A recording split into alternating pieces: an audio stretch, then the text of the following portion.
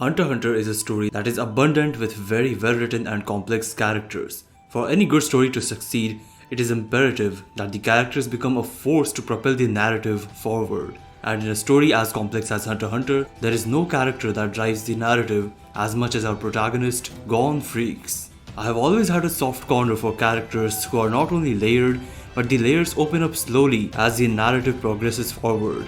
And for Gon, there are two layers of themes that I would like to discuss in this video: his quest for power and his tendency to form bonds through association. First, let's begin with the first part of this video: strength.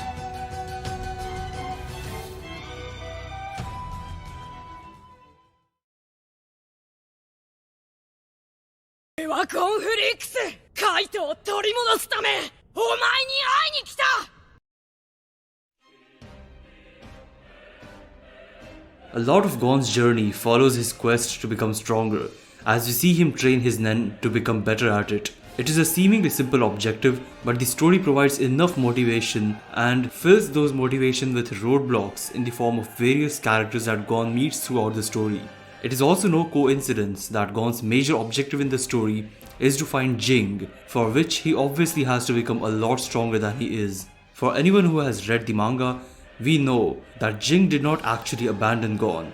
I know that it is a popular meme in the community about Jing being one of the worst anime fathers, and I won't exactly disagree because his methods are somewhat way too radical, but in reality, it was Mito who took Gon's custody away from Jing because she claimed that it was too dangerous for a child to be around a man like Jing. Going by that information alone, I believe it is not too much of a stretch to think that Jing wanted to see Gon again, but also wanted to make sure that he was strong enough to hang around a 2-star and a potential 3-star hunter like Jing. Jing seems to be an extremely shameful person, which is what often leads to his awkwardness around Gon. But going by how he had planned every step of the way for Gon to become stronger, it is clear that in order to find his father, Gon needs more strength and efficiency in Nen. Which is why it is so beautiful that Gon's primary objective of finding his father perfectly intertwines with one of his major themes, which is his quest for strength. Gon has what we can call a growth mindset. Growth mindset can be described as a mental state wherein the individual acknowledges their own weaknesses and believes that with due diligence and hard work, they can overcome those weaknesses. This can be seen in case of Gon throughout various instances in the story, most notably during his fight against Knuckle, where he acknowledges that his Janken takes too long to charge up, and also that his paper attack was a lot weaker than his rock attack. Instead of letting his ego get in the way of his progress, he uses the acknowledgement of his weaknesses to use those very weaknesses to create a diversion which catches Knuckle completely off guard. Growth mindset is often considered to be the exact opposite of ego, because unlike the growth mindset, an egotistical mindset will never let you acknowledge your weakness and as a result will hinder your progress. A good example of an egotistical mindset from real life would be the famous MMA fighter Conor McGregor. After his loss to Khabib Nurmagomedov, Conor had a hard time coming to terms with reality. Because his ego was so bruised, he constantly took to Twitter over the next 2 years in order to ensure a rematch so that he could redeem himself and his fallen ego. In this span of time, he never once admitted that he was lacking in any department of combat which might have led to his loss. Instead, he went berserk and kept on making excuses, saying stuff like he was drunk before the fight, that he did not train for the match, and that his foot was broken, and most famously, "My foot was a balloon." My foot was a balloon. That is what egotistical mindset does to you. A person or character driven by an egotistical mindset will look for redemption without acknowledging their weaknesses. But Gon's growth mindset leads him to do the exact opposite. It allows him to admit his weaknesses and work on them. And that is not to say that Gon does not have an ego. He does, and it is quite a fragile one. We see this during countless instances throughout the story, how Gon loses his composure when faced with adversity that was greater and stronger than himself. A prime example of it could be seen in his battle against Genthru, where he blatantly ignores the plan in order to land some sort of damage on Genthru simply to satisfy his own ego.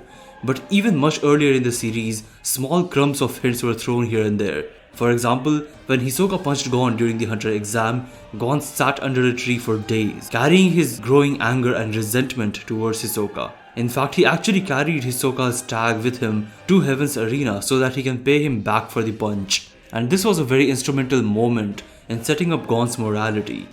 For all of the good person that he was not perfect. He was fully and completely capable of holding a grudge against someone if he was ever made to feel weak or looked down upon. This persona shows itself in his battle against Genthru, and also shows itself in a very pronounced manner when Knuckle and Shoot are the ones that go to NGL. Gon, with tears in his eyes, admits that he never knew how frustrating weakness could be, further lighting up the fire and desire to get stronger, a foreshadowing of the things to come. And then there is the other aspect of Gon's character that we need to talk about.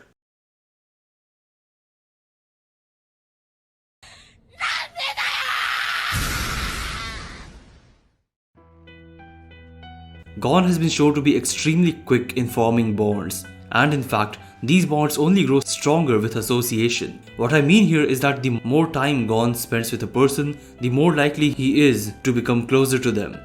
Which is why it comes across as no surprise that the person who he has spent the most amount of time with in the series is also his best friend, Killua. Not to mention that his relationship with Mito, who he has spent his entire life with, is so strong that he has no interest in finding his real mother because to him, Mito is his real mother. In short, the more time Gon spends with a person, the more attached he becomes to them. And it only makes sense because Gon grew up on an island where he had no one close to his age, and as a result had no real friends before he took the hunter exam. And so it makes complete sense that he would be very open and willing to be friends with anyone whose interests align with his. And the more time he spends with them, the more he begins to see the best in them and ignore the worst in them. This could also be seen in Greed Island, where Gon thanked Benold, who was known as a serial killer, simply because he helped the boys get stronger, as a result of which, during the several days that they spent together, Benold's actions aligned perfectly with Gon's motivations. Gon, however, does have one exception to this behavioral pattern. Because of his extremely simplistic mindset and his ability to only see world in black and white, Gon cannot fathom when people show shades of grey. We see this in the York New City arc when Gon loses his composure over the fact that the Phantom Troop can kill so many people and yet have the ability to mourn over the death of one of their own members. But a more popular and obvious moment of this pattern is when Gon goes completely berserk when he sees Pito healing Komugi. He simply cannot fathom how someone can kill Kite in cold blood and yet have the humanity to treat another person's injuries. And this leads us down the next 14 episodes, which slowly build up Gon's eventual explosion. And this is where things get really amazing, because Togashi, being the genius that he is, manages to tie both the themes of Gon together perfectly.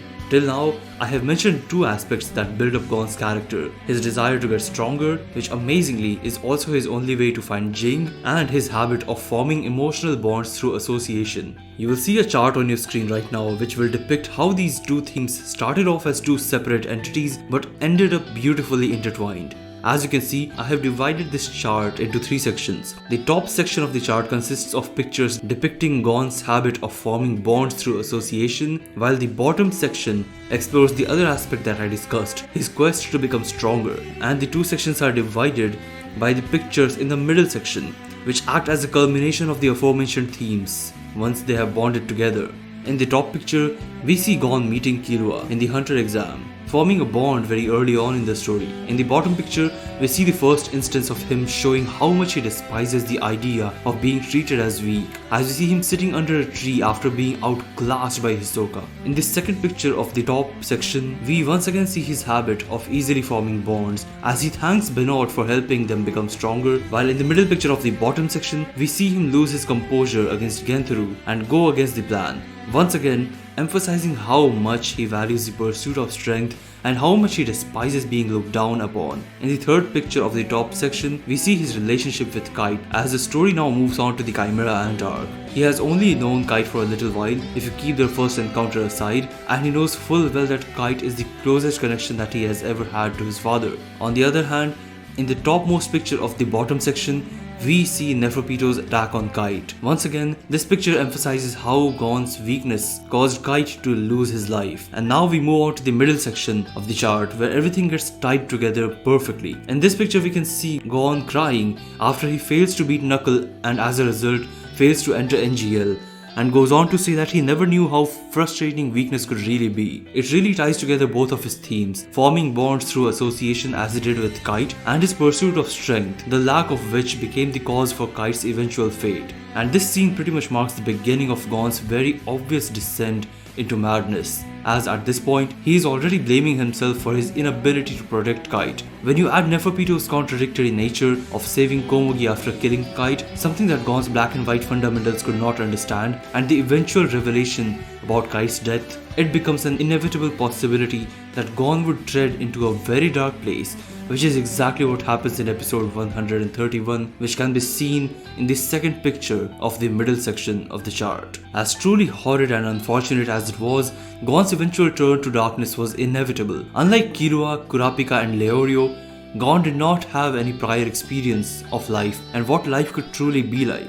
He was just a naive kid who was thrown into a violent and unforgiving world of hunters. I don't know if we will see much of Gon anytime soon, because as of now, he still cannot create Nen in the manga, but his journey so far has been more than fascinating. From what I believe, his current character arc is completely over. His quest to become stronger and his habit of forming quick bonds have intertwined beautifully and led him into hell and then back, while his primary objective of finding Jing has also been fulfilled. As controversial as he is as a character, Gon truly does hold a special place in my heart, if for nothing else, then for the sheer courage that Togashi showed in writing a protagonist as flawed and imperfect as him.